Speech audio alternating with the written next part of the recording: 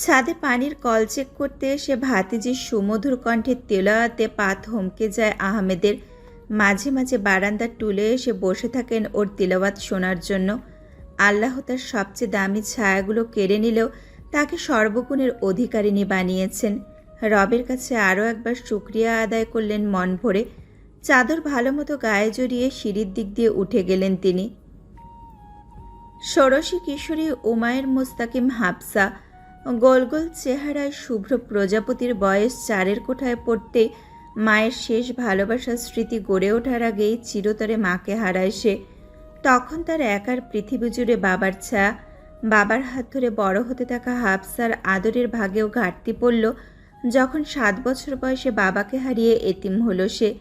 সেই থেকে একমাত্র ভরসা স্থান হলেন চাচা আহমদ। শত পুষ্পের মধ্যে সে যেন শুভ্র এক পুষ্প। অকৃত্রিম মায়ের ঐশ্বর্য সে। নিজের সম্ভ্রম রক্ষা করতে ছোট্ট বয়সে শালীন পোশাকে আবৃত হয় সে। সেই থেকে পর্দাকে আঁকড়ে ধরেছে এখনও।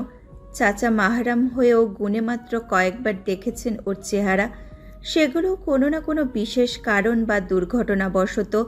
পেশায় তিনি দারুস সালাম মাদ্রাসার সাবেক প্রিন্সিপাল, সাথে ইসলামিক কমিটি ফাউন্ডেশন ত্রাতা সভাপতির অনেক জামায়াতি সংগঠনের উদ্যোক্তা হিসাবে নিয়োজিত আছেন। গত হওয়া তার একমাত্র উত্তরাধিকারী ও স্ত্রী সৌদি গমনের পথে বিমান দুর্ঘটনায় নিহত হয়েছেন। সেই থেকে পরিবারবিহীন একাকিত্বকে সাথে নিয়েই পার করেছে বাকি জীবন। রক্তের সম্পর্ক বলতে আরও একটা সম্পর্ক আছে, যিনি হচ্ছেন হাফসার মামা। স্ত্রীসহ একমাত্র ছেলে নিয়েই তার পরিবার। ছেলে ইন্দোনেশিয়ায় সেটেল, আর তিনি একজন সফল ব্যবসায়ী। বাড়িটা পুরনো আমলের হলেও শৌখিনতার শেষ নেই। ভাইয়ের হাতে গড়া স্মৃতিটুকু পুনর্নির্মাণে সায় দেয়নি মন। দারুস সালাম স্থানকেন্দ্রিক বড় একটা প্রতিষ্ঠান হওয়ায় প্রতি বছর ফেব্রুয়ারি মাসে এখানে বিশালভাবে ওয়াজ মাহফিল হয়। এতে দেশ বিদেশের গণ্যমান্য আলেম মাওলানারা উপস্থিত থাকেন। প্রতিবারের মতো এবারও আয়োজন বেশ আনুষ্ঠানিকতা করে। মাদ্রাসা মাঠে ওয়াজের আয়োজন। বেলা 4টে থেকে ভোররাত পর্যন্ত মাহফিল হবে। বিকালে ওয়াজ করেছেন ইরান থেকে আসা শাহ সাইফুল্লাহ আল ইব্রাহিম। হাফসা ঈশার নামাজ পড়ে মুলুক পড়ল। অন্য দিনের তুলনায় আজকে কম তিলাওয়াত করে অপেক্ষা করতে থাকলো লেকচার শোনার। হাফসা নিজেকে কখনো অসুখী মনে করে না। সবসময় সব কিছুতে ওর শুকরিয়া। এতিম বলে কোনো দুঃখ নেই ওর। আল্লাহর দেওয়া দুনিয়ায় মেয়াদ শেষ হলে তো সবাইকে একদিন না একদিন চলে যেতেই হবে। আল্লাহর পছন্দ হয়েছে ওর বাবা মাকে, তিনি নিয়েছেন। দুনিয়ায় ভোগবিলাসের চিন্তা তার মস্তিষ্ক দখলে নিতে পারেনি। সারাক্ষণ আখিরাতের ভয় তটস্থ করে রাখে বলেই হৃদয় জুড়ে শান্তির ফোয়ারা বয়। দারুস সালাম বহুতল ভবন ও স্বনামধন্য প্রতিষ্ঠান হওয়ায় সারা বছরই এখানে ওয়াজ মাহফিলের আয়োজন থাকে। বাড়ির প্রায় পাশে বলেই সারাক্ষণ তেলাওয়াতে মুখরিত থাকে গোটা পরিবেশ। হাফসা আগ্রহী হয়ে দেশ বিদেশের সব লেকচারারদের ওয়াজ শুনে। কখনো বা উৎফুল্ল হয় স্রষ্টার অমায়িক সব গুণে সৃষ্টিতে, কখনো অনুতপ্ত হয়ে চোখের বাঁধ ঝরে অশ্রুঝরা পানিতে। হাফসা পড়ালেখা করেছে অ্যারাবিক লাইনে। চাচার কাছে কোরআন হিফাজ শেষ করেছে অল্প বয়সে। তবে ফিকাস সহ অ্যারাবিক বইয়ের পাশাপাশি পড়েছে সাইকোলজি নিয়ে। সায়েন্সের বিভিন্ন বিষয়ের বইয়েও চরম আগ্রহ ওর। ইসলামিক বই পড়ার পাশাপাশি বিভিন্ন সায়েন্স ফিকশনের বইও সংগ্রহে আছে ওর নিজের লাইব্রেরিতে। ঘড়ির কাঁটায় 12টা বাজতে মিনিট 2 বাকি প্রায়। ঘুমে নেতিয়ে আসা চোখজোড়া টান টান করে অপেক্ষা করছে শেষ বক্তার। তিনি প্রধান অতিথি আবদুল্লাহ আল আরাম তাজওয়ার। সদ্য তরুণ এই যুবক কম বয়সে বিভিন্ন মুসলিম কান্ট্রিতে ইসলামিক লাইনে স্টাডি করেছেন। শিক্ষাজীবন মিশরেই শেষ করে মাস 2 আগে দেশে ফিরেছেন। অন্ধকার রুমে বিছানায় কম্বল মুড়ি দিয়ে আধশোয়া হয়ে বসে আছে সে। ঠান্ডায় শরীরের প্রতিটা লোমকূপও কেঁপে কেঁপে উঠছে।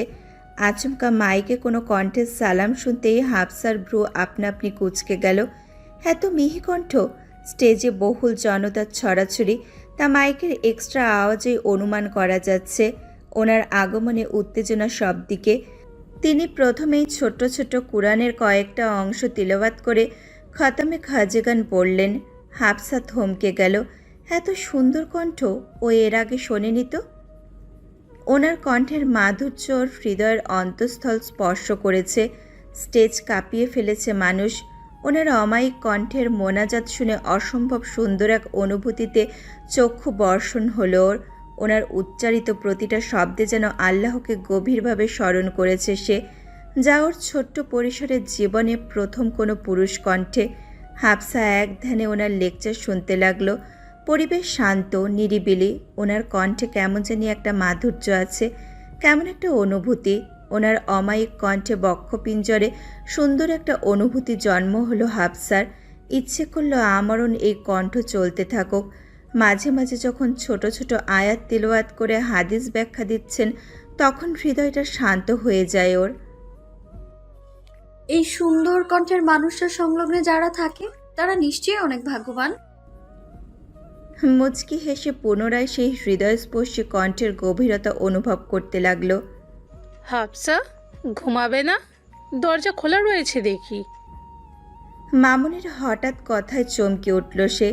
নিজেকে ধাতস্থ করে বলল, মামুনি, আপনি ঘুমিয়ে পড়েন, আমি এনার লেকচার শেষ হলেই ঘুমিয়ে পড়ব। মামুনি এসে ওর মাথায় হাত বুলিয়ে চলে গেলেন। সবচেয়ে দীর্ঘ সময় নিয়ে লেকচার শেষ করলেন তিনি। ওনার প্রতিটি বাক্য যেন হৃদয়ে তোলপাড় বাঁধিয়ে দিয়েছে। লেকচার কিভাবে শেষ হলো হাফসা বুঝলই না। শেষ সময়ে দোয়া করলেন আরাম তাজওয়ার। হাফসাও হাত তুলল। এমন সুন্দর মোনাজাতে হাফসার চোখের কোণে নিমেষেই ভিজে উঠল। শেষ সময় তিনিও কেঁদে ফেললেন। হাফসা ঠোঁট উল্টে কান্না আটকানোর চেষ্টা করেছিল তখন। পারহেজগার বান্দার যেমন অল্প অসাবধানতায় চোখে বর্ষণ হয়, তেমনি পূর্ণময়ী কিশোরী তার জীবনের গুনাহে অনুতপ্ত হয়ে চোখের বাদ ছাড়ল মোনাজাতে। কান্নারত অবস্থায় মোনাজাত শেষ করলেন আবদুল্লাহ আল আরহাম তাজওয়ার। এ পর্যায়ে প্রচণ্ড রকমের মন খারাপ হলো হাফসার। কেন এত তাড়াতাড়ি শেষ হলো? আর কি কোনোদিনও শোনা হবে না এই অমায়িক কণ্ঠটা? ফোনে রেকর্ড করা প্রথম অংশটুকু বারবার শুনল, তবুও মন খারাপ ছেড়ে গেল না। কিশোরী মনে ভীষণভাবে চোট লাগলো।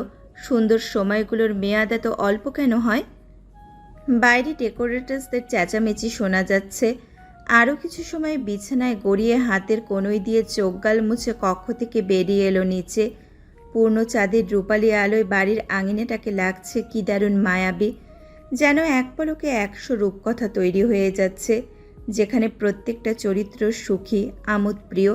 কিন্তু হাফসার মন খারাপ এখনও আটকে আছে কর্ণকুহুর থেকে কণ্ঠটা বিরতি নেওয়ায়। বড় হিজাব সহ নিকাবে ঢাকা হাঁটুর নিচ পর্যন্ত। গোল গোল চোখের আইবল ছাড়া কিছু দেখার জো নেই। বেশ কিছুক্ষণ দাঁড়িয়ে বাইরের পরিবেশ উপভোগ করে চলে আসতে নিলে, হাফসা, এখানে কি করো?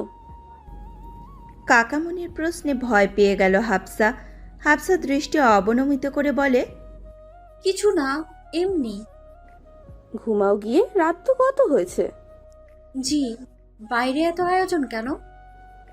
গেস্ট আসবে, মেহফিলের গেস্ট। ও, শাইখ দুজন রাতে খাবার খেয়ে চলে যাবেন, আর চিফ গেস্ট আজকে থাকবেন। ওনার বাসা বেশি দূরে। হাফসা চমকে কাকামণির দিকে চোখ তুলল। ভুল কিছু শুনল নাকি ভেবে সংশয় কাটাতে তৎক্ষণাৎ প্রশ্ন করে বসে, চিফ গেস্ট আরহাম তাজওয়ার? হ্যাঁ।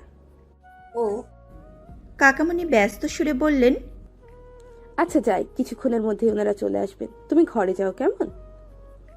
জি। হাফসা রুমে চলে আসলো। থাই গ্লাসের জানালা দিয়ে বাহিরে তাকিয়ে রইল নির্নিমেষ। ভেতরে কেমন কেমন অনুভূতি হচ্ছে। সে হৃদয় তোলপাড় করা কণ্ঠের মালিককে দেখতে পাবে ভাবতেই পা কাঁপছে ওর। তেমন খুশিও লাগলো। প্রায় 15 মিনিট একটানা দৃষ্টির ব্যাঘাত ঘটিয়ে বাড়ির বড় গেট দিয়ে 3টে গাড়ি ঢুকলো। হাফসার হাত পায়ের সাথে ঠোঁটও তিরতির করে কাঁপছে। হৃদয়টা যেন কাঁপতে কাঁপতে বেরিয়ে আসবে, এত জোরে লাফাচ্ছে। অতঃপর গাড়ি থেকে নামা ব্যক্তিকে দেখতেই হাফসার হৃদস্পন্দন থমকে যায়। শুভ্র লম্বা জুব্বাতে শুভ্র পুরুষ, গায়ে কালো আলখাল্লার সাথে সবুজ পাগড়ি। কাকামণি এগিয়ে গেলেন। ওনার দিকে ফিরতেই চেহারা স্পষ্ট হলো। বলিষ্ঠদেহী তাগড়া যুবক, লম্বা ঘন কালো দাড়ির সাথে আহত করা মায়াবী দৃষ্টি। ঘন কালো পাপড়ির মধ্যে চোখটা অসম্ভব রকমের সুন্দর। ইস, ওনার সেই হাসি, উফ, হার্টবিট মিস হওয়ার জোগাড়। লোকটি মিষ্টি হেসে কাকামণির দিকে হ্যান্ডশেক করে ওনাদের জন্য বরাদ্দকৃত রুমের দিকে পা বাড়ালেন। রুমে ঢোকার আগ পর্যন্ত হাফসা এক দৃষ্টিতে তাকিয়ে রইল। দৃষ্টির আড়াল হতেই হাফসা বুকের বাম পাশে হাত রেখে স্ট্যাচু হয়ে বিছানায় ওভাবেই বসে রইল। সারা ঘরময় পায়চারি করছে সে। ওর পায়ের শব্দ শুনে মামনি বেরিয়ে আসলেন। হাফসা নির্দ্বিধায় সব বলল ওই প্রাণঘাতী লোকটার কথা, সাথে এটাও এক ঢোকে বলে ফেলল যে সে ওই লোকটাকে বিয়ে করতে চায়, হালালভাবে পেতে চায়। আল্লাহর কাছে ও খুব করে চাইবে তাকে। মামনি ওকে অনেকভাবে বুঝালেন, বললেন, সে অনেক বড় মাপের আলেম, বিবাহিতও তো হতে পারে, বয়স কম হলে কি হবে, আর তুমিও এখনো ছোট। কিন্তু হাফসা কোনো বাধাই শুনছে না। রাতে গেস্টদের খাবার খাওয়া হলো। হাফসার রুম থেকে 5 কক্ষ পরেই ওনার রুম। ওনার সাথে আসা বাকিরা নিচে থাকছে, শুধু তিনি আর আরও 2 জন 2 রুম নিয়ে দোতলায় থাকছে। সারা হলময় ছেয়ে গেছে ওনার গায়ের মিষ্টি আতরের গন্ধ, যে গন্ধে চোখ বুঝে মধ্যরাত। হাফসার বারান্দায় এসে দাঁড়িয়ে আছে রেলিং ধরে, দৃষ্টি সেই ঘরে যেখানটায় ওই মানুষটা বাকিদের নিয়ে তালিম করছেন। ওনার কণ্ঠ স্পষ্ট কানে ভাসছে হাফসার। কান খাড়া করে মনোযোগ গেঁথে রেখেছে আধো বুলিতে শোনা ওনার কথাবার্তায়। কিছুক্ষণ পর হঠাৎ দরজা খোলার শব্দে ধ্যান ভাঙে ওর। তড়িৎ বেগে চোখ ঘুরিয়ে এই সুদর্শন লোকটাকে এক পলক দেখা মাত্রই হাফসার কাঁপাকাঁপি দ্বিগুণ হয়ে যায়। উনি ভ্রু কুঁচকে তাকালেন 2 সেকেন্ড, শুধু দেখলেন কেউ একজন ওপাশটায় ছিল। উনি বেরোনো মাত্রই দ্রুত পায়ে রুমে চলে গেল। কালো কাপড়ের আবরণে পুরো শরীর ঢাকা ছিল। উনি আর কোনো দিকে ভ্রুক্ষেপ না করে রুমে চলে গেলেন। হাফসা রুমে এসে হাঁপাচ্ছে। মানুষটাকে আরও মোহনীয় রূপেও দেখেছে। সাদা পাঞ্জাবি, পাজামা, কালো টুপি। খুব করে চাইছে হৃদয়ে একটা ছবি আঁকতে, এমনভাবে লুকিয়ে রাখবে যেন ওনার চেহারাটা মুছে না যায়। মামনি ওর সব কাণ্ড দেখছেন বসে বসে। ওনার সন্তান নেই, বিধবা হয়েছেন বহু আগে। সেই থেকে চাচা আহমেদ ওনাকে হাফসার দেখাশোনার দায়িত্বে রেখেছেন। বাবা মারা যাওয়ার পর থেকে মামনি নামক মানুষটা ওর ছায়া হয়ে আছেন এখনও। নিজের মনের লুকায়িত সব কথা এই মানুষটাকে আপন মনে শেয়ার করে। রাত তার গতিতে বাড়ছেই। অনেক চিন্তাভাবনা আহাজারির পর হাফসা সিদ্ধান্ত নিয়েই নিল ওনাকে বিয়ের প্রস্তাব দিয়েই দেবে। নারী তো পুরুষকে বিয়ের প্রস্তাব দেওয়া সুন্নাত। অনেক পেজের লেখা ছিঁড়ে ফেলে অবশেষে একটা চিঠি লিখল। মামনিকে জোর করে ওনার রুমের বাইরে পাঠালো। তিনি কালো খামটা দরজার চৌকাঠে আটকে রেখে চলে এলেন। চিরকুটটা যদি অন্য কারোর হাতে চলে যায় এই ভয়ে সারা রাত নির্ঘুম কাটল ওর। রাতের কিয়াম শেষে জানালার থাইয়ের ফাঁকা দিয়ে একধানে তাকিয়ে রইল আরাম তাজওয়ারের রুমটায়। নাক টেনে টেনে আতরের স্মেলটা খুঁজছে। কি অমায়িক সুগন্ধি। হঠাৎ দরজা খোলার শব্দ হলো। হাফসার হৃদস্পন্দনের গতি বেড়ে গেল মুহূর্তে। উনি বের হতেই কিছু একটা উড়ে মাটিতে পড়তে তিনি সেটার দিকে কিছুক্ষণ তাকিয়ে হাঁটু ভেঙে বসে দেখলেন কালো খাম। ওপরে লেখা, আপনাকে দিয়েছি, আরাম তাজওয়ার। উনি সেটা হাতে তুলে নিলেন, তারপর রুমে ঢুকে দরজা লাগিয়ে দিলেন। হাফসার খারাপ লাগলো। চিঠিটা চোখের সামনে পড়তে দেখলে তো ওনার মুখের রিয়াকশন বুঝতে পারত। কি জানি ঘটনা কত দূর গড়াবে। বিছানায় বসে চিঠিটা খুলতেই দেখলেন সাদা পেজে নিখুঁত হাতের লেখা, নারী তো পুরুষকে বিয়ের প্রস্তাব দেওয়া সুন্নত। আমি আপনাকে বিয়ে করতে চাই। আপনি বিয়ে করবেন আমায়? আমি সামনে আসতে পারবো না, তবে আপনি হয়তো আমায় দেখে থাকবেন কাল রাতে। ঘড়িতে তখন সকাল 7টা। সকালের আপ্যায়ন শেষে গেস্টরা রেডি চলে যাওয়ার জন্য। হাফসা দোতলায় আড়াল থেকে নিচে তাকিয়ে আছে।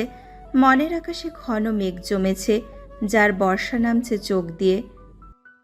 তিনি প্রস্তাবটাকে এতটাই তুচ্ছভাবে নিলেন, হ্যাঁ অথবা না একটা উত্তর অবধি জানালেন না। মনটাকে এইভাবে না ভাঙলেও তো পারতেন। মামনি এসে হাফসার মাথায় হাত বুলিয়ে দিলেন। বয়সটা কম, আবেগী বেশি। গাড়িতে ওঠার আগে আরাম তাজওয়ার চাচাকে ডেকে কিছুক্ষণ কথা বললেন, তারপর চলে গেলেন। পেছন ফিরে একটাবারও তাকালেন না। হাফসা পুনরায় আহত হলো। তাদের এক সারির গাড়িগুলো গেট থেকে আড়াল হতেই হাফসার রুমে এসে বালিশে মুখ গুজে কেঁদে দিল অবুঝের মতো। এই অপ্রত্যাশিত প্রত্যাখ্যান ওর ছোট মনে একটা ধারালো আঘাত হয়ে রইল। কিন্তু অপেক্ষার ফল মিষ্টি হয়। ষোড়শী এই শুভ্র পুষ্পের ভাঙা হৃদয়ের আর্তনাদ কি আরশ পর্যন্ত পৌঁছাবে না? কেটে গেল আরও 2টি বসন্ত। কিশোরী পা দিল 18-তে। মামা সাইদ আনসারের ছেলে রাদ আনসার দেশে এসেছে। পেশায় সে একজন সায়েন্টিস্ট, ভালো অ্যাপার্টে জব করছে। মামার ইচ্ছা হাফসাকে ওনার ছেলের স্ত্রী বানানোর। ওনার জানা মতে এখনকার জেনারেশনে হাফসার মতো মেয়ে পাওয়া দুষ্কর। রাত খুব ছোটবেলায় ওকে দেখেছিল। মামা হাফসার সাথে ওর বিয়ের কথা জানালে সে জানায় তার কোনো আপত্তি নেই। এইদিকে চাচা আহমেদের চিন্তার শেষ নেই। 1 মাস থেকে খুব প্যারেশানিতে আছেন। আবার সামনে মাহফিলের ঝামেলা। রাত সম্পর্কে উনি জানেন ছেলেটা ভালো, ভদ্র, ধার্মিক মাইন্ডের। আর যেখানে আশ্রয়টা নিরাপদ সেখানে সম্বন্ধটা না করার জো নেই। এদিকে সারা এলাকা ছড়িয়ে গেছে আহমেদের ভাতিজি ভীষণ সুন্দরী, ধার্মিক। তাই বড় বড় আলেমরা এসে ঝাঁপিয়ে পড়ে বিয়ের প্রস্তাব নিয়ে। তাই যত তাড়াতাড়ি সম্ভব হাফসার বিয়ে দেওয়া হবে। সময়টা শীতের। ফজরের নামাজ পড়ে নিকাবের উপরে শাল জড়িয়ে ছাদে উঠল হাফসা।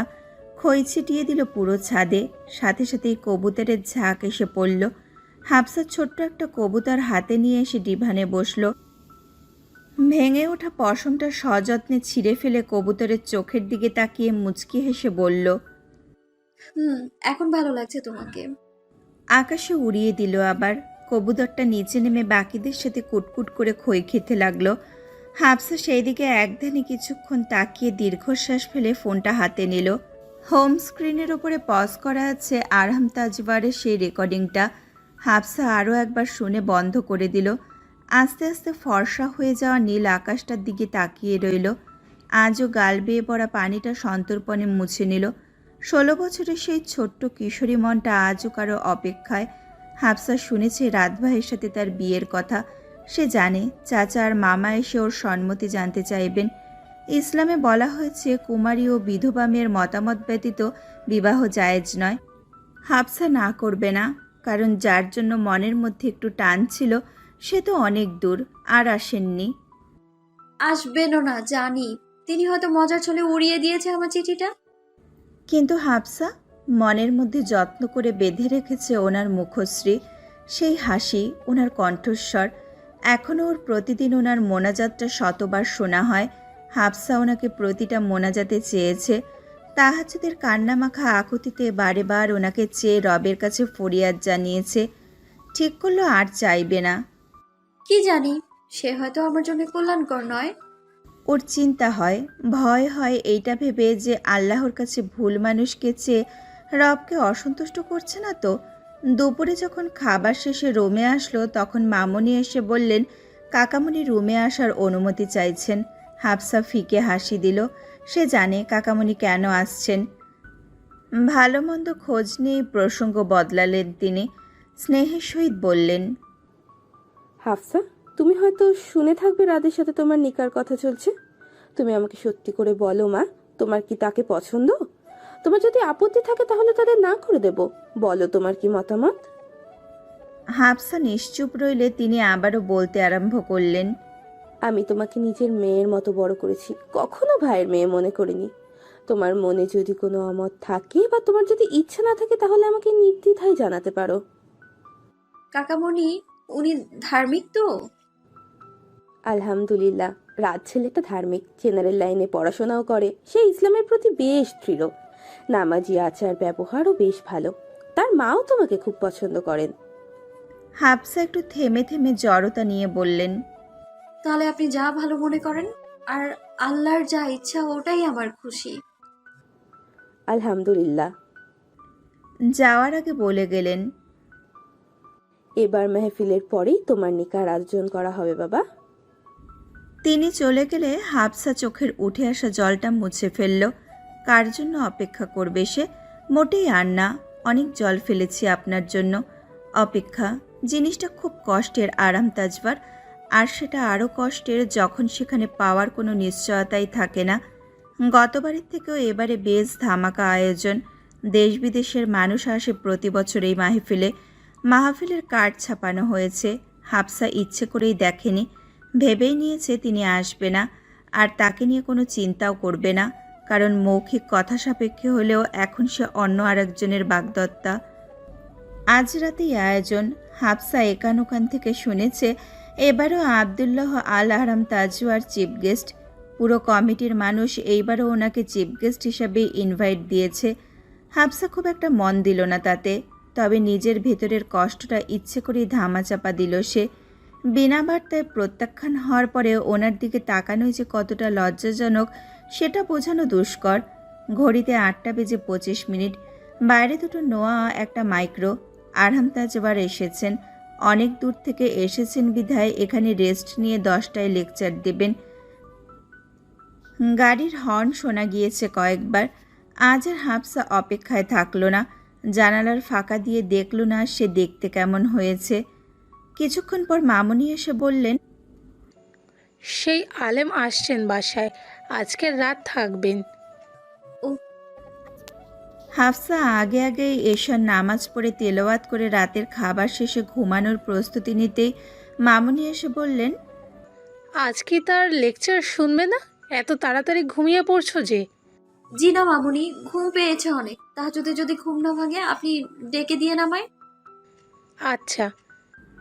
ভেবেছিল ঘুম আসবে না, তবে ক্ষণিকের মাঝেই তন্দ্রা করে মিলিয়ে গেল সে।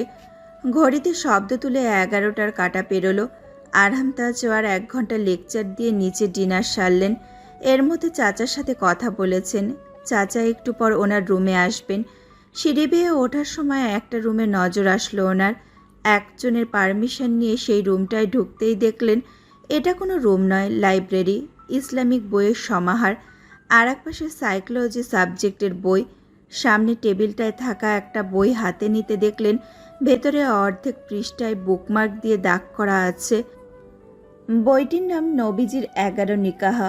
বইয়ের প্রথম পৃষ্ঠা খুলতেই কভার পেজে লেখা দেখলেন উমাইর মুস্তাকিম হাফসা। ছোট্ট নিখুঁত হাতের লেখা দেখেই চিনে ফেললেন তিনি। চিরকুটটার নিচেও ছোট্ট করে লেখা ছিল উমায়ের। ভেতরটা ধক করে উঠল ওনার। এখানের বেশিরভাগ বই অ্যারাবিক লাইনের। এতগুলো বইয়ের মাঝে আলাদা একটা বই ছিল, হুমায়ুন আহমেদের অপেক্ষা বইটি। আরহাম তাজওয়ার হাতে থাকা ঘড়ির দিকে তাকিয়ে দ্রুত পায়ে রুম ত্যাগ করলেন। রুমের সামনে আসতে দেখলেন আহমদ ভদ্রলোক বাইরে দাঁড়িয়ে। বিনয়ের সুরে বললেন, দুঃখিত দেরি হওয়ার জন্য। আপনার কোনো... ওনার এমন সম্বোধনে আরাম তাজওয়ার অনুরোধের সুরে বললেন, ভেতরে আসুন, বসুন। আপনি আপনি আমার মুরব্বি হন, এক্ষেত্রে আমাকে বেশি রেসপেক্ট দেওয়া ভালো দেখায় না। আমাকে তুমি করে বলুন। ভদ্রলোক বসলে তিনিও সোফায় মুখোমুখি হয়ে বসলেন। তোমার কোনো অসুবিধা হচ্ছে না তো? কিছু লাগলে... ওনার অর্ধেক কথাতে আরহাম লম্বা একটা শ্বাস নিয়ে উদ্গ্রীব হয়ে বললেন, কোনো অসুবিধে হচ্ছে না, উমায়েরকে নিয়ে বলুন। ভদ্রলোক কিছুক্ষণ চুপ থেকে সামনের ব্যক্তিটাকে পরখ করলেন। তার চোখে মুখে কেমন যেন অস্থিরতা, সংশয়, ভয়, প্রশ্নের ঝুড়ি। আহমেদ বলতে শুরু করলেন, তুমি 1 মাস থেকে কোনো যোগাযোগ রাখলে না। হাফসা এখন নিকা উপযুক্ত। চারদিকে সবাই জেগে বসেছে। আমি খুব টেনশনে ছিলাম। আরহাম তাজওয়ার উৎকণ্ঠিত কণ্ঠে অস্থিরতা নিয়ে এতক্ষণে মনের মধ্যে চেপে রাখা প্রশ্ন করেই বসলেন, উমায়ের, ওনার নিকাহ হয়ে গিয়েছে? হয়নি, তবে মেহফিলের পরেই হয়ে যাবে ইনশাল্লাহ। কেন কেন ওনার কেন নিকাহ ঠিক করলেন? তুমি তো কোনো যোগাযোগ রাখোনি। কি করতাম বলো? ছেলে হচ্ছে ওর মামাতো ভাই, ইন্দোনেশিয়া থেকে তুর্কি গিয়েছে এবার। ওকে নিয়ে ওখানে সেটেল হয়ে যাওয়ার চিন্তা। ভদ্রলোকের অর্ধেক কথাতেই আরহাম তাজওয়ার ব্যস্ত হয়ে বললেন, 1 মাসের মধ্যে এত কিছু হয়ে গেল। আমার ফোন হারিয়ে গিয়েছিল। ফোনের মধ্যে নোটপ্যাডে আপনার নাম্বার নোট ছিল। আপনারা এই কয়টা দিন ওয়েট করলেন না? কি করে করব? ও যথেষ্ট সুন্দর আর ধার্মিক। কেউ শুনলেই প্রস্তাব দিয়ে বসে। আরহাম তাজওয়ার কিছুক্ষণ বাম হাতের অনামিকা বৃদ্ধাঙ্গুলি দিয়ে কপালের দুপাশ চেপে ধরে চোখ বুজে রইলেন। অতঃপর শান্ত হয়ে বললেন, নিকাহ কি পুরোপুরি ঠিক? ঠিক তারিখ পড়েনি। উনি কি জানেন আমি যে খোঁজ রাখতাম? না, তোমার কথা মতো জানায়নি। আরহাম তাজওয়ারের চেহারায় চিন্তার সাথে অস্থিরতা ভাসছে। কিছুটা ধৈর্যহারা হয়েই বললেন, এই দিনটা পর্যন্ত ওয়েট করলেন না। দেখুন, আমি 1.5 বছরের বেশি সময় ওনার খোঁজ নিয়েছি। এ কয়দিন যোগাযোগ না রাখায় নিকাহ ঠিক করে ফেলবেন ভাবতে পারিনি। ওনাকে যদি চাইতাম না তাহলে তো আমি না করে দিতাম। এভাবে হুট করে ফোন বন্ধ কেন করব? আমি অনেকভাবে যোগাযোগ করার চেষ্টা করেছি, পারিনি। আসাও সম্ভব ছিল না। আমার আম্মু অসুস্থ ছিলেন, আমি ইন্ডিয়ায় ছিলাম। চাচা মাথা নিচু করে রইলেন। আরাম তাজওয়ার অনেকক্ষণ চুপ থেকে জিজ্ঞেস করলেন, উনি কি খুশি এই নিকাহের সিদ্ধান্তে? সেটা বুঝতে পারিনি, তবে সম্মতি দিয়েছে। নিকাহ কি ক্যান্সেল করতে পারবেন না? I want to marry her. Ahmed কিছুক্ষণ কি যেন ভাবলেন, বললেন, আমি তোমার সম্পর্কে ওকে জানাই, দেখি কি বলে। ওর মতামতেই সিদ্ধান্ত নেওয়া হবে। আপনি তো আমার সম্পর্কে জানেন, আপনার আপত্তি আছে? আলহামদুলিল্লাহ, আমি খুশি আছি। ইসলাম তো এটাকে সুন্দর নিয়ম বানিয়েছেন, আমার আপত্তি নেই। আপত্তি না থাকলে আমি ওনার সাথে কিছু কথা বলতে চাই, পর্দার আড়ালে থেকে। ও কারোর সাথে কথা বলে না, তবুও আমি বলবো, সে অমত করলে আমি জোর করব না। জি না, অমতে কথা বলতে চাই না। আচ্ছা, আমার মনে হয় ওনাকে আমার সম্পর্কে জানানো উচিত। আচ্ছা, দেখিও জেগে আছে কিনা। আহমেদ চলে গেলেন। আরাম তাজওয়ার অস্থির হয়ে সারা ঘরময় পায়চারি করছেন। আসার পর একটাবারও মেয়েটির ছায়া পর্যন্ত দেখেনি, অথচ সে কয়েক রুম পরেই থাকছে। হুমায়ের, কি ভুলে গেলেন আমার কথা? প্রায় 2 বছর আপনার জন্য অপেক্ষা করেছি। প্লিজ আল্লাহ, সে যেন আমি ছাড়া অন্য কারো না হয়। কিছুক্ষণ পর আহমেদ এসে জানালেন, সে 9টায় ঘুমিয়ে গিয়েছে, সকালে কথা বলবেন। জি আচ্ছা। আহমেদ চলে যেতেই তিনি দরজা লক করতে করতে ভাবলেন, প্রতিদিন আমার রেকর্ডিং শুনেন, অথচ আজকে আমার লেকচার শুনলেন না, না শুনে ঘুমিয়ে গেলেন। ওনাকে একদিন আহমেদই বলেছিলেন হাফসা প্রায় সময় ওনার রেকর্ডিং শোনে। সকালে ফজর পরে নিজ কক্ষে বসে আছেন আরহাম তাজওয়ার। মামুনি, আপনি কবুতরদের খাবার দিলেন না? দেখেন কিভাবে ছুটোছুটি করছে। তুমি দিয়ে দাও হাফসা। ওইদিকে যাব না, আজকে কষ্ট করে আপনি দিয়ে দিন, আমি কাল থেকে দিব। হাফসার কণ্ঠ শুনে ভেতরে আরও তোলপাড় শুরু হয়ে গেল ওনার। তিনি হয়তো বারান্দায় ছিলেন, তবে গায়েরে মাহরাম দেখা গুনাহ বলে খুব জোরপূর্বক নিজেকে সামলে নিলেন আরহাম। উনি কখনো হাফসাকে দেখেননি, শুধু কাপড়ের আড়ালে বাতির নিচে শুভ্র দুটি চোখ দেখেছিলেন, তাও কয়েক সেকেন্ড, সেই 2 বছর আগে। সে যেমনই হোক, তার চরিত্র শুদ্ধ, দিনের জ্ঞান আছে, দুনিয়ার মোহতে নেই। এমন চিন্তাধারায় আরহামের তাকে ভালো লাগার কারণ। কাকামুনি এসে হাফসাকে আরহাম তাজওয়ারের সাথে গতরাতের কথোপকথন সম্পর্কে বললেন। হাফসাকে কয়েকবার জিজ্ঞাসার পর সে রাজি হলো পর্দা মেনে কথা বলতে। আহমেদ বেশ অবাক হলেন, কারণ হাফসাই প্রথম কোনো নন মারহামের সাথে কথা বলতে রাজি হয়েছে। এ মুহূর্তে দুইজন পর্দার দুপাশে। হাফসার হাত পায়ের সাথে শরীরের প্রতিটা শিরা উপশিরা পর্যন্ত কাঁপছে। আরহাম তাজওয়ার সালাম দিলেন। উনি শিওর উমায়ের উত্তর দেবেন না। হাফসা উত্তর দিল না, কারণ এও নিয়ম আছে ইসলামে, যে কোনো নন মাহরাম পুরুষ যদি সালাম দেন তবে তার উত্তর দেওয়ার দরকার নেই, কিন্তু কোনো নারী যদি আগে সালাম দেন তবে তার জবাব দেওয়া উচিত। ঢোক গিলে কাপা কাপা গলায় আস্তে করে বলল, বলুন, শুনছি আমি। আরহাম তাজওয়ার প্রথম বার্তাতেই বললেন। হাফসা যেন পাথরে পরিণত হলো। মস্তিষ্ক কিছুক্ষণের জন্য কাজ করা যেন বন্ধ করে দিল। কোনোদিন যা কল্পনাও করেনি সেটাও সত্যি হতে পারে। কয়েক মিনিট স্থির থেকে নিজেকে সামলে কাপা গলায় জিজ্ঞেস করল, আপনি বিবাহিত? জি। হাফসার এক মুহূর্তও দাঁড়ালো না। কান্না আটকে গেস্ট রুমের পেছনের দরজা দিয়ে সোজা রুমে চলে গেল। আরহাম তাজওয়ার কয়েকবার জিজ্ঞেস করলেও কোনো উত্তর না পেয়ে হতাশ হলেন। বুঝতে বাকি রইল না উনি চলে গেছেন। লম্বা শ্বাস নিয়ে ব্যথিত হৃদয়কে সান্ত্বনা দিয়ে ভাবলেন, সত্যিটা আরও আগে জানানো উচিত ছিল। বেরিয়ে পড়লেন রুম থেকে।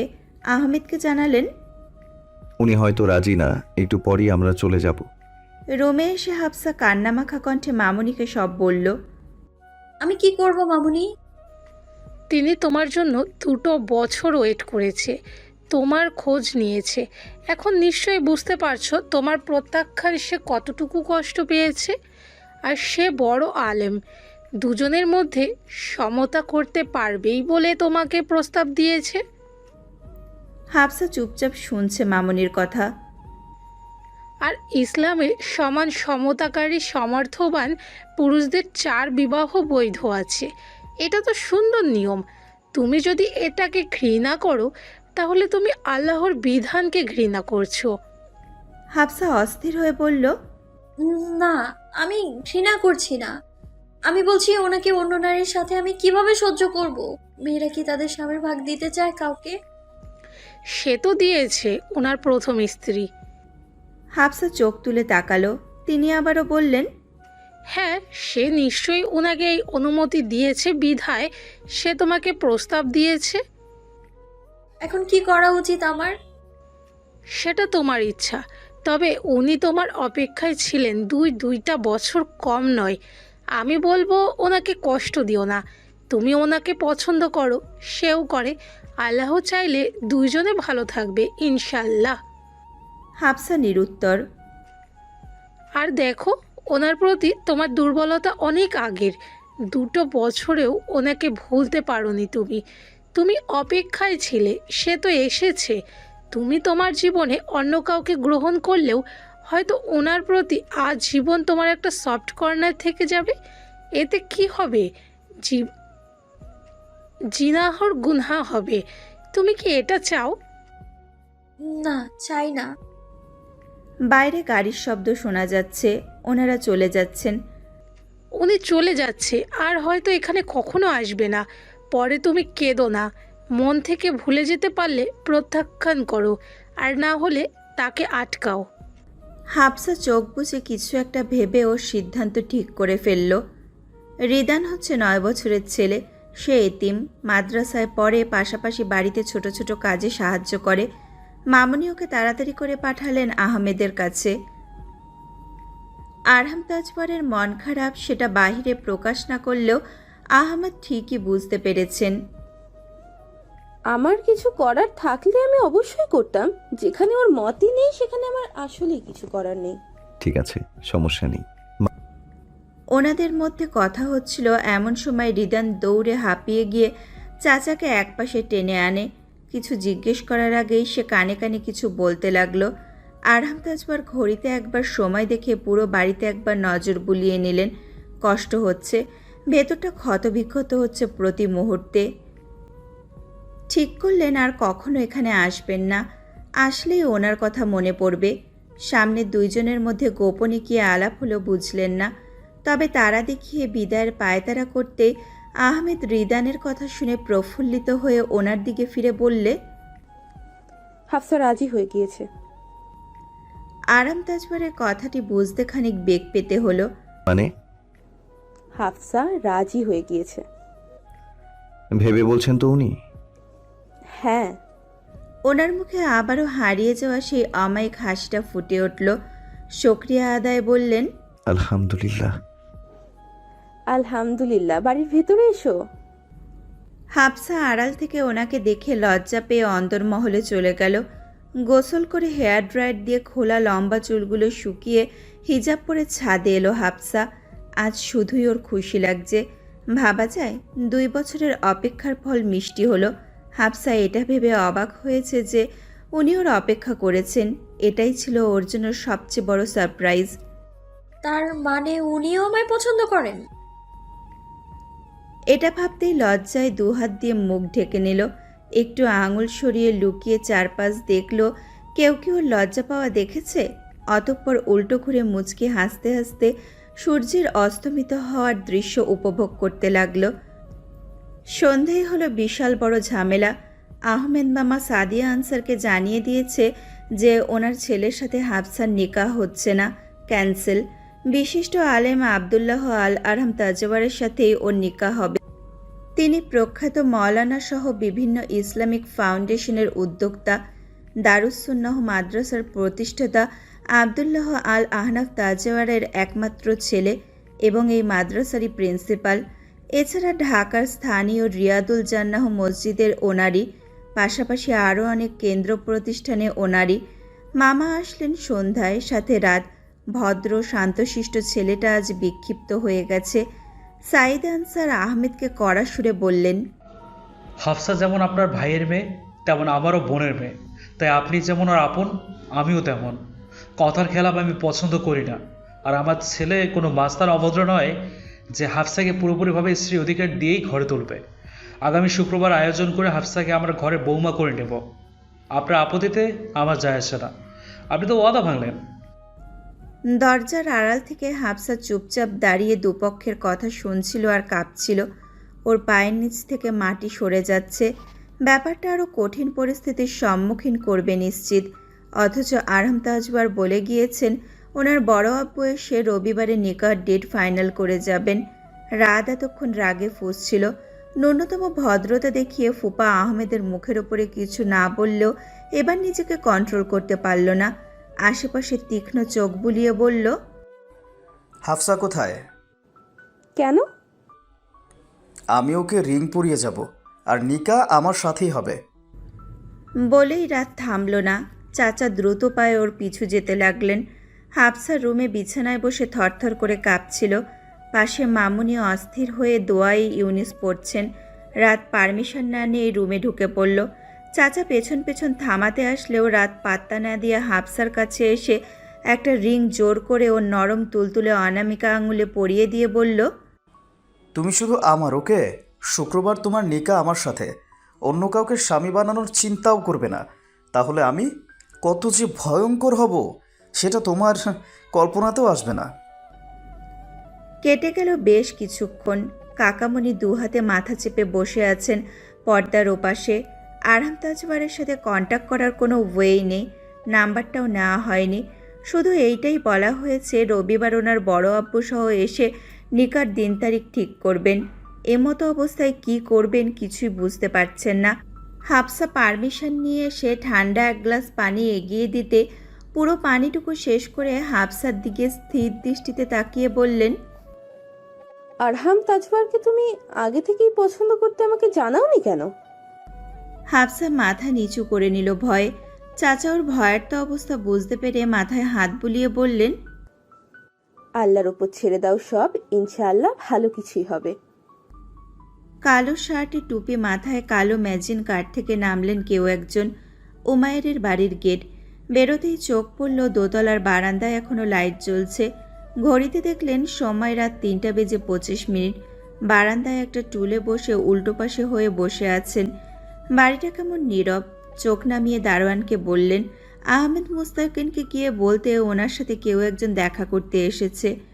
দারোয়ান ওনাকে চেনে, তাই সাথে সাথেই চলে গেল। গাড়িতে হেলান দিয়ে অপেক্ষায় রইলেন ভদ্রলোকের। আহমেদ জেগেই ছিলেন। সারা রাত দু চোখের পাতা এক করতে পারেননি। নামাজের চকিতে বসেছিলেন। হঠাৎ দারোয়ান এসে জানাতে তিনি বেশ অবাক হলেন। এত রাতে কে আসতে পারে? জায়নামাজ ভাঁজ করে দ্রুত পায়ে গেটের বাইরে যেতে আরাম প্রথমেই সালাম দিলেন। ওয়ালাইকুম সালাম। তুমি? আচ্ছা, ভেতরে এসো। সমস্যা নেই, আমি এদিক দিয়েই যাচ্ছিলাম একটা কাজ শেষে। আপনার নাম্বারটা নেওয়া হয়নি, দুঃখিত এত রাতে।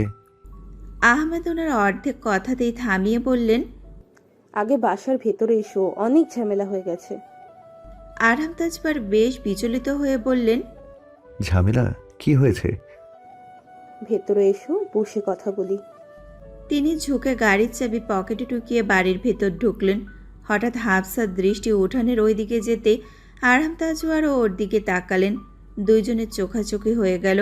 হাফসা এত রাতে ওনাকে এখানে দেখে চরম অবাক হলেও দ্রুত পায়ে ভেতরে চলে গেল। ড্রয়িংয়ে বসেই চাচা নিজেকে শান্ত করার চেষ্টায় কিছুক্ষণ চুপ থাকলেন।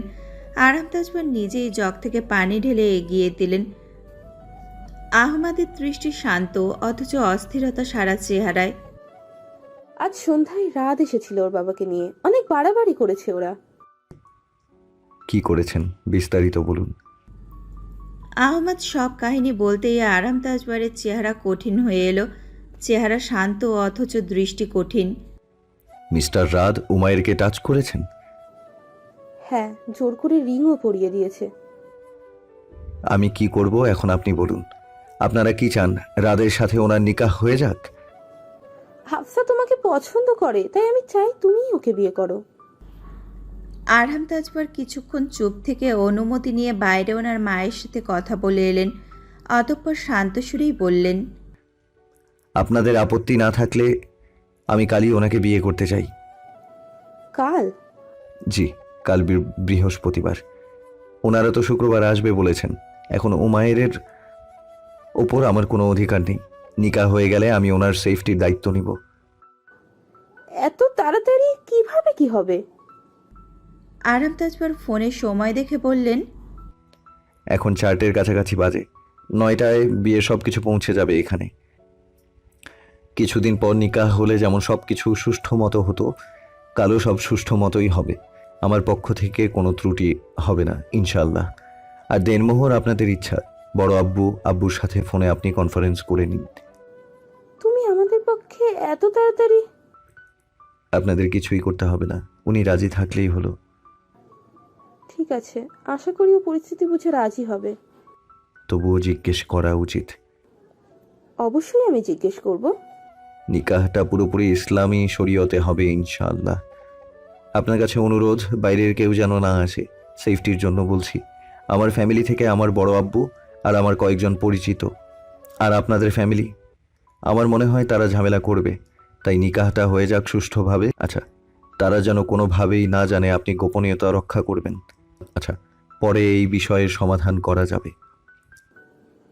ওরা ভয়ঙ্কর, রাত ওয়ার্ন দিয়ে গেছে। তুমি এত বড় রিস্ক নিতে চাও? জি, টেনশন করবেন না, আল্লাহ ভরসা। আচ্ছা, আমি চলে যাব, তার আগে ওনার সম্মতি যদি জানাতেন। আচ্ছা তুমি বসো, আমি জিজ্ঞেস করে আসছি। চাচা একজন ছেলে সার্ভেন্টকে খাবারের আদেশ দিতেই তিনি বাধা দিয়ে বললেন, সম্মতি শুনেই তিনি চলে যাবেন, এসবের কোনো প্রয়োজন নেই। তুমি কি রাজি? কাল বিয়ে, সে তোমার সেফটির জন্যই বলেছে। তার বাসায় তুমি সেফ থাকবে, আর আমারও টেনশন থাকবে না কোনো। এখানে রাতদের ঝামেলার কবলে তুমি পড়ো, সেটা আমি চাই না। হাফসা জানে পরিস্থিতি অনেক দূর গড়াবে, তাই নীরবে মাথা নত করে সম্মতি দিল। কাকামণি চলে যেতেই ও মামুনিকে জড়িয়ে ধরে কেঁদে ফেলল। এত তাড়াতাড়ি যে বিদায় নিতে হবে ও ভাবেইনি। একদিকে যেমন আনন্দ হচ্ছে কাঙ্ক্ষিত মানুষটাকে পাওয়ার, অন্যদিকে কষ্ট হচ্ছে আপন পরিবেশ, আপন মানুষগুলোকে ছেড়ে দূরে যাওয়ার। তবে সে সবসময় শুকরিয়া আদায় করে। এটা বিশ্বাস রাখে আল্লাহ যা করেন ভালোর জন্যই করেন। আর সবশেষে এমন একজন মানুষকে লাইফ পার্টনার হিসাবে পাওয়া ওর সৌভাগ্য। সেখানে সে তার দিনে অটল থাকবে, পরিপূর্ণভাবে পর্দা করতে পারবে, দিনদারি তো আরও মজবুত হবে। আহমেদ এসে জানালেন হাফসা সম্মতি দিয়েছে। আরহাম তাজওয়ার বিদায় নিতে বললেন, আসি, কোনো ঝামেলা হলে সাথে সাথে জানাবেন। ইনশাআল্লাহ হবে না। ইনশাআল্লাহ। অতঃপর সালাম বিনিময় শেষে মুসাফাহা করে বেরিয়ে গেলেন তিনি। যাওয়ার আগে আব্বু বড় আব্বুর সাথে কনফারেন্সে কানেক্ট করে দিয়ে গেলেন, যেন দেনমোহরের কথাবার্তা ওনারা মুরব্বীদের মধ্যেই হয়ে যায়। কনফারেন্স শেষে আহমেদ নীরবে আল্লাহর কাছে শুকরিয়া জানিয়ে 2 রাকাত নামাজ আদায় করলেন। সময় সকাল 10:40। দুটো গাড়ি আহমেদ মঞ্জিলের উঠানে এসে থামল। বরবেশে নামলেন আরহাম তাজওয়ার। গোল্ডেন কালার শেরওয়ানির সাথে কালো পাগড়ি। শেরওয়ানি অসম্ভব রকমের সুন্দর লাগছে। কনের সাজে অন্দরমহলে বসে আছে হাফসা। মামুনি সহ আরেকজন তোহফা তাকে সাজিয়ে দিয়েছে। খয়েরি রঙের লেহেঙ্গার সাথে সব ধরনের বৈধ প্রসাধনী, সোনার অলংকার পরিয়ে ওপরে কালো ঢিলেঢালা বোরকা নিকাব। কিছুক্ষণ পর হাফসাকে নিয়ে মামুনি বের হলেন। কালো জুব্বার ওপর সোনালি ওড়না দিয়ে আপাদমস্তক ঢেকে দেওয়া হয়েছে। একটু দূরে সাজবিহীন বরের গাড়ি। হাফসা চোখ তুলে একবার তাকালো ওনার দিকে। মানুষটা তো সুন্দর কেন? পরক্ষণেই চোখ নামিয়ে নিল। মুখ হয়ে উঠল লাজরাঙা। দুজনের আলাদা আলাদা গাড়ি যাত্রা শুরু করলো পাশের মসজিদের উদ্দেশ্যে। মসজিদের টাইলসে নামাজের ন্যায় বসে আছে হাফসা। পাতলা নেটের পর্দার অপর পাশে আরহাম তাজওয়ার। বিবাহের খুতবা শেষে ইমাম নিকাহনামা পড়ে শোনালেন। আরামের সম্মতি নিয়ে রেজিস্ট্রি পেপারে সাইন করতে বলা হলে তিনি সাইন করে দিলেন। কিন্তু হাফসার হাত স্পষ্ট কাঁপছে থরথর করে, ঠোঁট কাঁপছে, চোখ ছাপিয়ে আড়ালে জল নামছে। ভয়ে চোখ খিচে কেঁদে ফেলল নিঃশব্দে, বুকটা ধুকপুক করছে।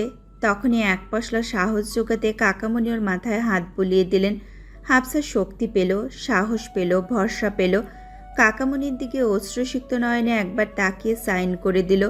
কবুল বলতে বললে হাফসা দম মেরে রয়, মুখ দিয়ে শব্দ আসছে না কোনো মতেই। মনে হলো ইহজগতের সবচেয়ে ভারী শব্দটা বলতে বলা হয়েছে তাকে। বেশ কিছু সময় অতিবাহিত হয়েছে, হাফসা এখনো বলছে না। আড়ালে দেখলো আরহাম তাজবারের মুখটা মলিন হয়ে গেল। কাকামণি এগিয়ে আসলেন ওর পাশে। ওনার ঘোলাটে চোখের দিকে তাকিয়ে হাফসা ঠোঁট কামড়ে কান্না নিবারণ করার চেষ্টা করছে। মামনি, বলে দাও, দেরি হয়ে যাচ্ছে তো। আমি তো আছি তোমার পাশে। হাফসা চোখ বন্ধ করে কাপা ঠোঁটে 3 বার বলেই দিল। এত আস্তে বলল যে ইমাম শুনতেই পাননি। জিজ্ঞেস করলেন, উনি কি 3বার বলেছেন? চাচা হ্যাঁ বোধক মাথা নাড়াতেই সবাই আলহামদুলিল্লাহ বলে উঠল।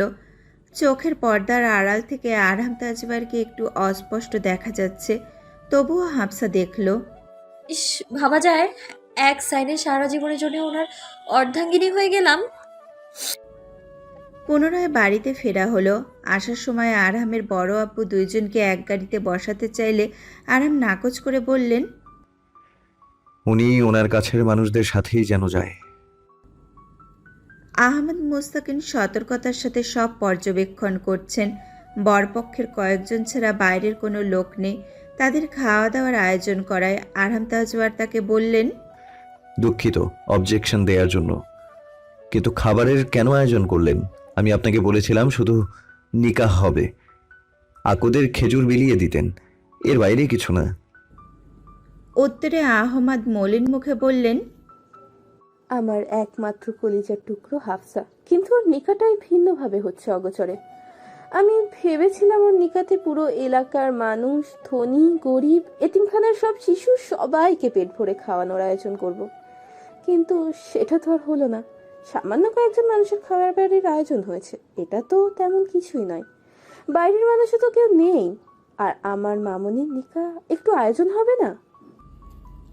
আরহাম তাজওয়ার চাচার মলিন মুখ পর্যবেক্ষণ করে বললেন, সরি। বাড়িতে ফেরার পর খাওয়া দাওয়ার পর্ব শেষে মাঝে কালো পর্দা দিয়ে দুইজনকে এক রুমেই বসতে দেওয়া হলো। তোহফার সাথে চুপচাপ বসে আছে হাফসা, আঙুল দৌড়াচ্ছে তাসবিহের গুটিতে।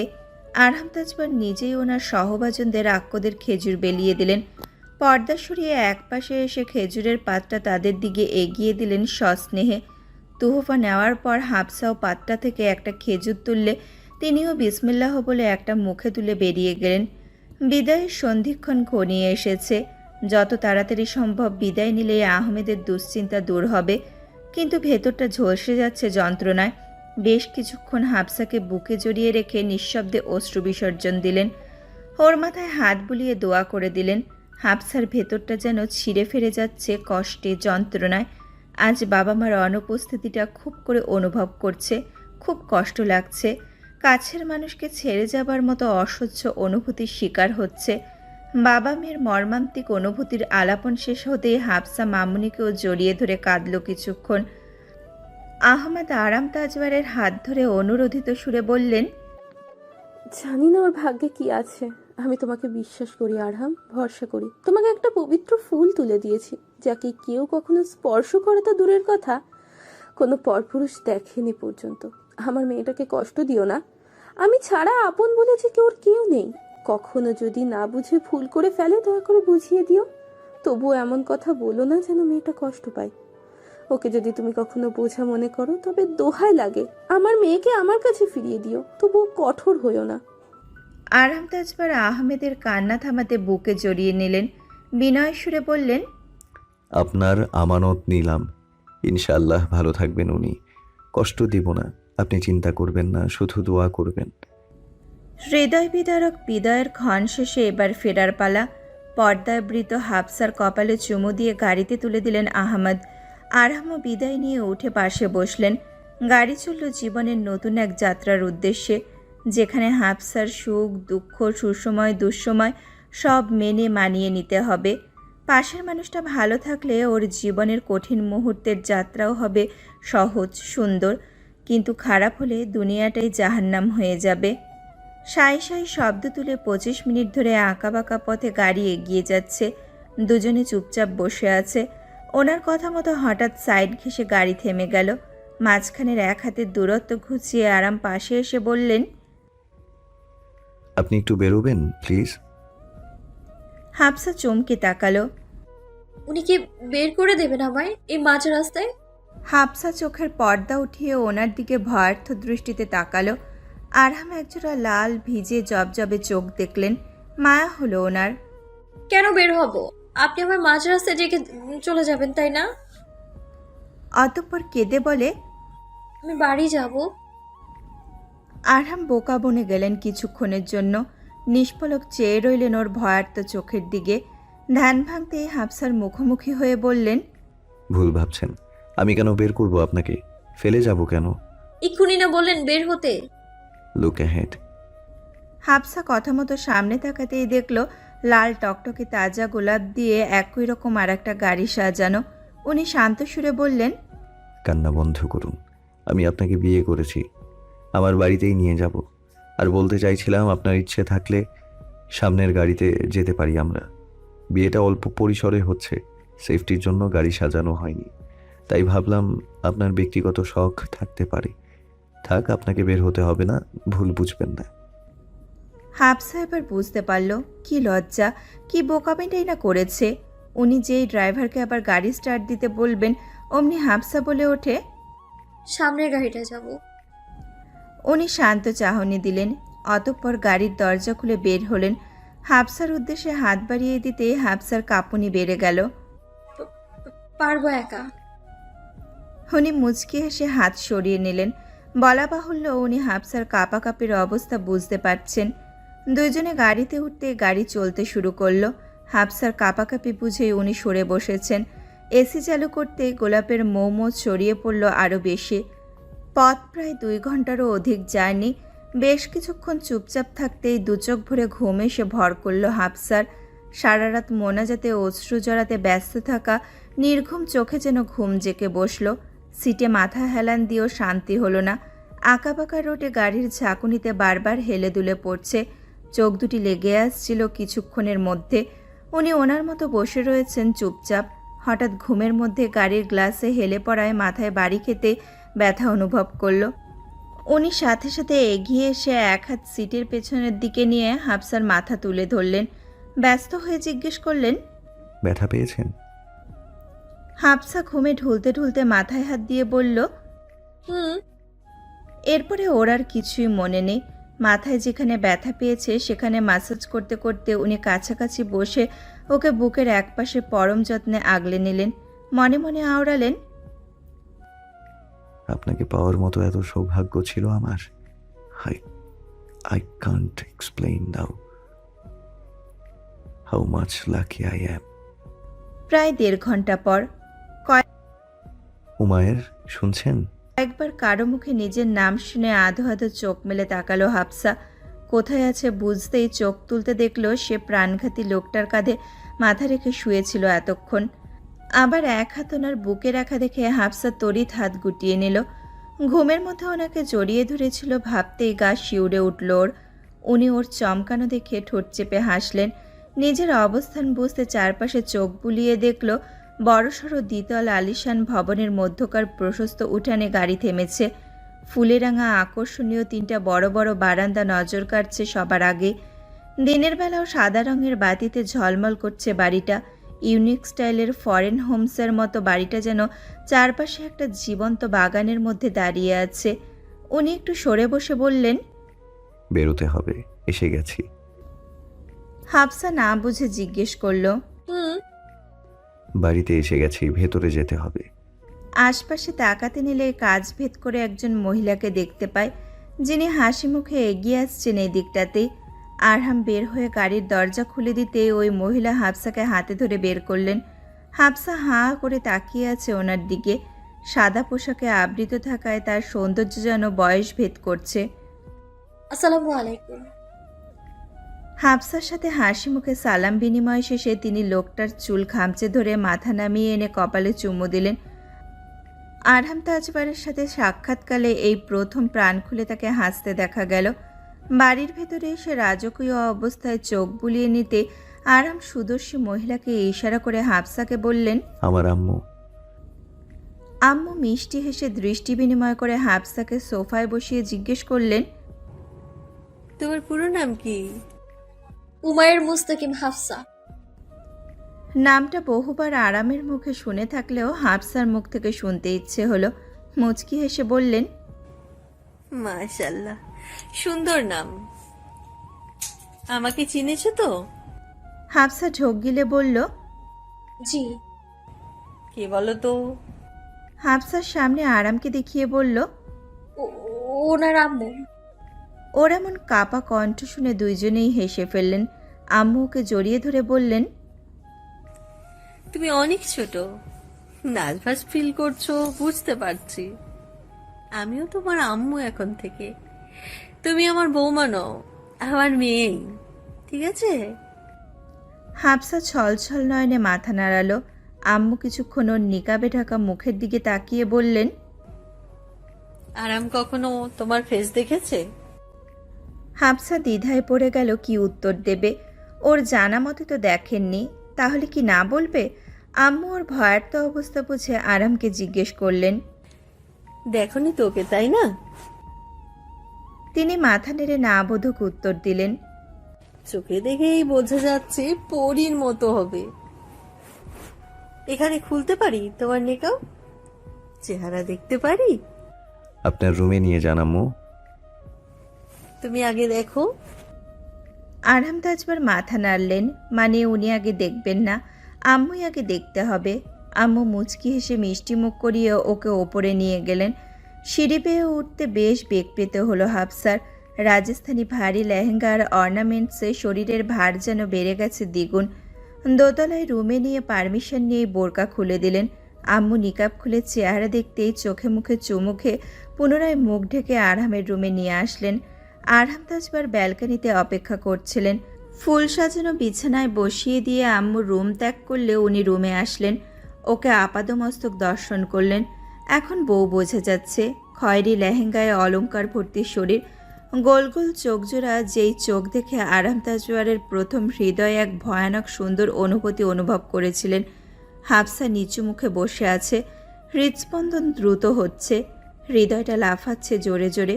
নীরবতা ভেঙে তিনি বললেন, দেখতে পারি আপনাকে? মাথা নাড়িয়ে সম্মতি দিতেই তিনি কাছে এগিয়ে আসলেন। নিকাব খুলতে চেয়েও কেন জানি পিছিয়ে গেলেন আবার। হাফসা জিজ্ঞাসু দৃষ্টি তুলতেই উনি বললেন, আপনি খুলুন। হাফসা কিছুক্ষণ নিরুত্তর থাকলে আরহাম তাজবার ওর জড়ো করা কেঁপে ওঠা হাতের দিকে তাকালেন। মুচকি হেসে ওর সামনে এসে মাথার পেছনের গিট খুলে দিলে নিকাব আলগা হয়ে যায়। ছোট্ট নিকাবখানা ওনার হাতে। হাফসার চেহারা দৃশ্যমান হতেই উনি চমকে যান। মায়াবী দৃষ্টিতে তার মুখাবয়ব পরখ করতেই আপনা আপনি মুখ থেকে বেরোয়, মাশাআল্লাহ। আরহাম পলকহীন দেখছেন হাফসাকে আর ভাবছেন, একটা মানুষ এত নিখুঁত সুন্দর কি করে হতে পারে? জোড়া ভ্রুর ঘন পাপড়িতে আচ্ছাদিত গোল গোল চোখ, পাতলা ধারালো ছোট ঠোঁটখানা তিরতির করে কাঁপছে, সাজ ভেদ করে গোল গোল গাল আর ঠোঁটের ওপরের ঘন পশম ভাসছে। কান্নার করায় নাকের ডগা লাল হওয়ায় আরও মায়া লাগছে। আরহামের নিখুঁত দৃষ্টি গিয়ে থামে বাম পাশের গালের নিচের তিলটায়। এই তিলটা যেন ওনার রূপকে পরিপূর্ণ করেছে। আরহাম তাজবার হেসে ফেললেন। অত্যন্ত সুন্দর সম্বোধনে বললেন, you are so beautiful like a flower. Hafsa চমকে ভীরু চোখে ওনার দিকে তাকালো। উনি ওর সামনাসামনি বসে বললেন, আমি যতটুকু ভেবেছিলাম তার চেয়েও বেশি সুন্দর আপনি। আল্লাহ যে আমার জন্য এত সুন্দর একটা সারপ্রাইজ গিফট রাখবেন আমি কখনো ইম্যাজিনও করিনি। হাফসা এখনো চুপ। কেন জানি ওর বুকটা ফেটে যাচ্ছে যন্ত্রণায়, দম বন্ধ হয়ে আসছে, শরীর কাঁপছে ভীষণভাবে। দীর্ঘ হয়ে বেরিয়ে আসা শ্বাসগুলো যেন আটকে যাচ্ছে গলায়। আপনি স্বাভাবিক হওয়ার চেষ্টা করুন। আপনি না চাইলে আমি কোনো অধিকার খাটাবো না, দূরে থাকবো, ভয় পাবেন না আমাকে। হাফসার কাঁপাকাঁপি বাড়তে লাগলো। আরামের সব কথাই ওর মাথার ওপর দিয়ে যাচ্ছে। কোনো ভাষা, কোনো শব্দ, কোনো অর্থই ওর বোধগম্য হচ্ছে না। মাথাটা কেমন ঘুরছে। আরাম ওর নরম তুলতুলে শুভ্র হাতখানার দিকে তাকাতেই দেখলেন এক হাত দিয়ে আর এক হাত খামচে ধরে রেখেছেন। ঠোঁটজোড়া তিরতির করে কাঁপছেই। চোখ মুখ হঠাৎ করেই লাল দেখাচ্ছে। আরাম তাজবার নিজের অবস্থান থেকে সরে এসে বসলেন। সে হয়তো নার্ভাস ফিল করছে। হাফসার গলা শুকিয়ে মরুভূমি হয়ে যাচ্ছে। শক্তিটা যেন কমে আসছে ক্রমশ। একটু সামনেই পিওর পানির বোতল দেখতে পেয়ে উঠে দাঁড়ায় পানি খাওয়ার জন্য। তখনই মাথা চক্কর দিয়ে উঠতেই দুহাতে মাথা চেপে ব্যালেন্স হারিয়ে পড়ে যেতে নিলে তিনি দ্রুত এসে ধরে নিলেন। নাম ধরে ডাকলেন কয়েকবার। হাফসার আর কিছুই মনে নেই। তবে চোখ বন্ধ করার আগে কর্ণকুহরে আরামের উঁচু আওয়াজে আম্মু আম্মু ডাক শুনতে পেল।